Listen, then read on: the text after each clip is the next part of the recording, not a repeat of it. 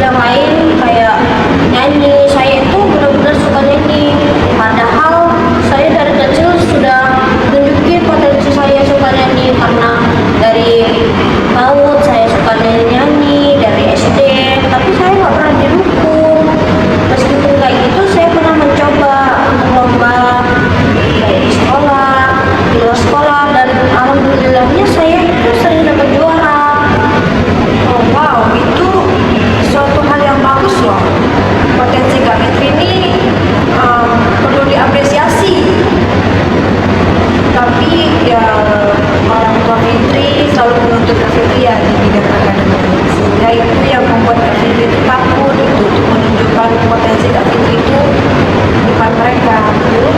Iya betul.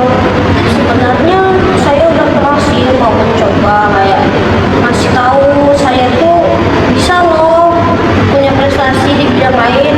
Tapi saya takut karena orang tua saya benar-benar punya ekspektasi tinggi di bidang akademik, bukan di bidang akademik.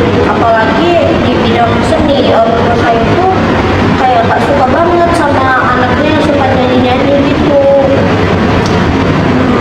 Tapi Kak Fitri sudah mau coba ngomong lagi kan, itu udah langkah yang bagus. Mungkin saran dari saya, Kak Fitri setelah ini bisa coba komunikasikan lagi ke orang tua Kak Fitri. Bisa Kak Fitri bilang baik-baik kalau minat Kak Fitri ini, bakat Kak Fitri itu di bidang seni gitu. Mungkin Kak Fitri setelah ini berani coba komunikasi lagi ke orang tuanya. Saya masih takut. Kenapa Kak Fitri masih sangat takut? Apakah orang tua Kak Fitri pernah main fisik?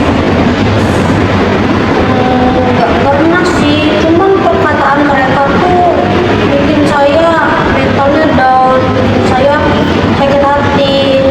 Sampai saya tuh kadang-kadang sampai kepikiran apakah saya benar-benar seburuk itu sampai orang tua saya nggak pernah percaya sama saya, nggak pernah yakin kalau saya bisa. Jadinya saya nggak punya keberanian buat cerita. Tapi nggak usah takut. Tapi nggak usah takut untuk ngomong ke orang tua Kak Fitri. Kita Fitri bisa coba pelan-pelan aja deh.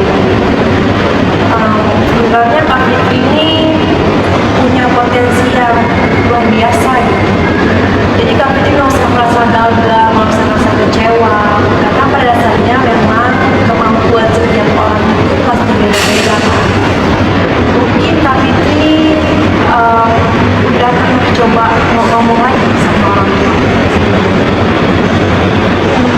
Sebenarnya saya belum ada niat sih mau coba komunikasikan lagi, tapi kayaknya setelah ini saya akan coba lagi sih. Ya, itu satu langkah kecil yang bagus untuk Kak Fitri.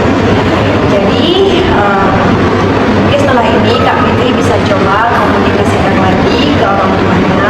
Pelan-pelan aja, komunikasi dengan santai, sabar.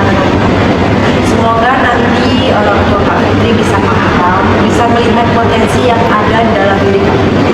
Jadi Kak Fitri nggak usah ngerasa kecewa, nggak usah ngerasa gagal. Jadi Kak Fitri gimana perasaannya hari ini? Saya sudah